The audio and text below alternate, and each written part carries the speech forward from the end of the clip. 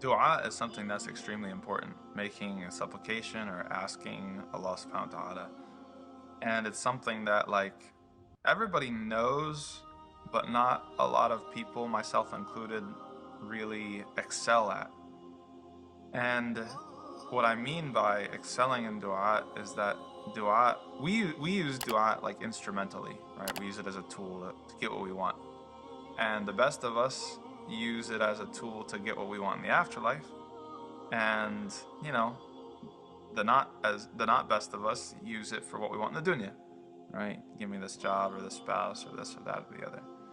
But one of the inner dimensions of dua that really makes it a significant act of worship is that it's a confession of our need and reliance upon Allah subhanahu wa ta'ala. And so that's why Allah subhanahu wa ta'ala loves when we make dua. And this is one of the things that the people of paradise they remark in the Quran in Surah At-Tur as having engaged in Inna kunna nad'uhu, said that, okay, they find themselves in paradise in this particular passage, and they're like, well, okay, how did we get here? What did we do in the dunya that got us here?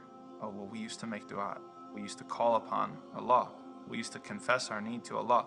And this is something that people have a hard time grasping because it goes against all of our instincts for how people work, right? What's the easiest thing that I could ask from you? I could probably like, what time is it, right? Okay, so if I ask you right now, what time is it? You would tell me. What if I, 5 minutes later, say, hey, what time is it? And you would tell me, maybe. And then 5 minutes later, and then 5 minutes later, and 5 minutes later, and I keep on asking you what time it is. At some point, you're going to say to me, dude, get a watch. Why are you asking me? Don't stop asking me, right? So we are used to this, expectation among people. To ask is blameworthy.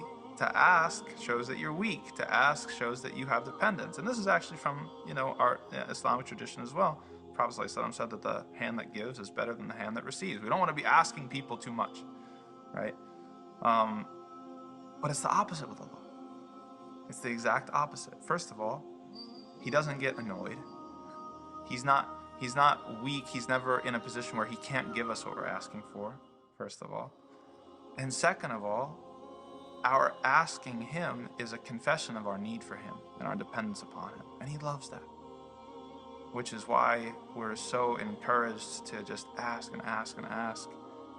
And the inner dimension that sometimes is missing that we need to remember is that confession of dependence.